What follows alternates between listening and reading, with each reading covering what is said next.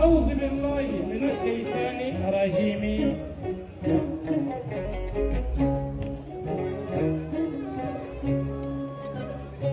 بسم الله الرحمن الرحيم الحمد لله رب العالمين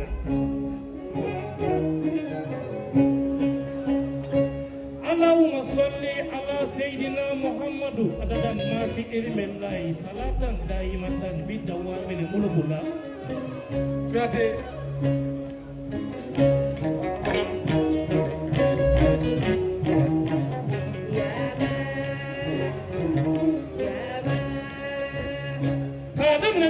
Toye abin masami mbolo kunu bi abin masami mbolo abin laba masami mbolo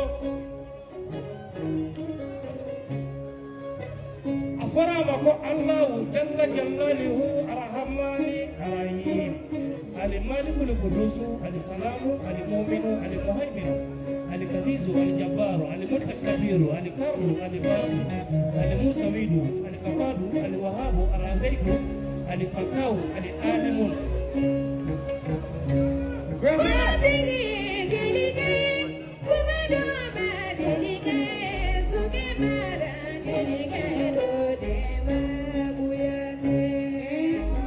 Basuri akachile nyuma ka Amina kadeni Abdullahi de abekara min koso amba fa Allahumma salli ala sayyidina Muhammadu الفاتح لما خلق والكاتب لما سبق الناصر الحق بالحق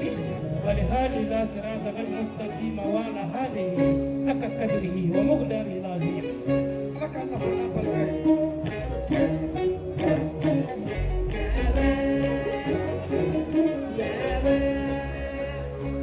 قولي سرلا الامام بابولو ويكبر دمك سبب نيماني كما سرلا الامام بابولو ويكبر دمك سبب نيماني akona mbada men angada men nini ye amefoni makosa ukilo lili baraya abe ilimunu bayano wele bari famatullahi fafuru leziu babo ujugoro kolombo binu nyake alaye kato alaye kafo alaye nu ya nyini alafe ni alabiso yinu masonga bedu umasonga befo uyu nentanga kumanda ngoro fama saukilo wele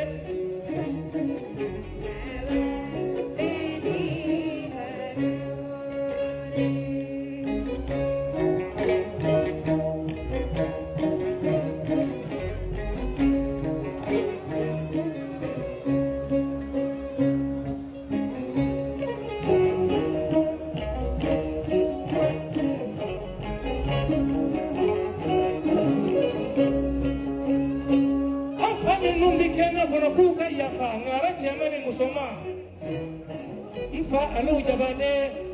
mugutari kone helikopterali